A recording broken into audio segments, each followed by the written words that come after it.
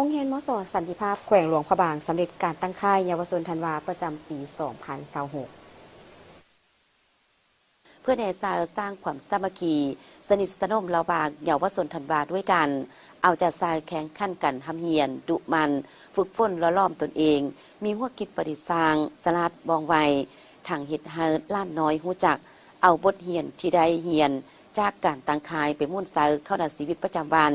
ฮู้จักเสาเวลาว่างให้เป็นประโยชน์เช่นเล่นกีฬาศิลปะและอื่นๆหลีกเลี่ยงจากการมั่วสุมยาเสพติดประเภทต่างๆซึ่งการตั้งค่ายในครั้งนี้เยาวชนแม่นได้เรียนรู้ระเบียบแบบแผนของกองเยาวชนธันวาเช่น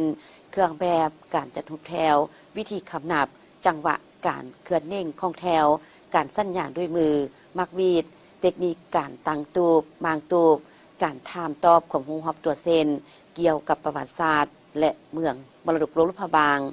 กฎจราจรสิ่งแวดล้อมปัญหาสุขภาพและปัญหายาเสพติดพร้อมนั้นอย่างใดนำผาลิ่นกีฬาเซนดึงเสือกนุ่งเครื่องไวตีกอล์ฟสาวบานเป่าแปงและผ้ามัตตากินกล้วยแสดงศิลปะวรรณคดีและอื่นๆจากนั้นผู้เข้าร่วมก็ได้เข้าเยี่ยมยามค่ายของเยาวชนที่ได้จัดตั้งไว้ซึ่งรวมมีทั้งหมด9ค่ายซึ่งแต่ละค่ายล้วนแล้วแต่จัดเรียนความเป็นระเบียบสถานที่ภายในค่ายเช่น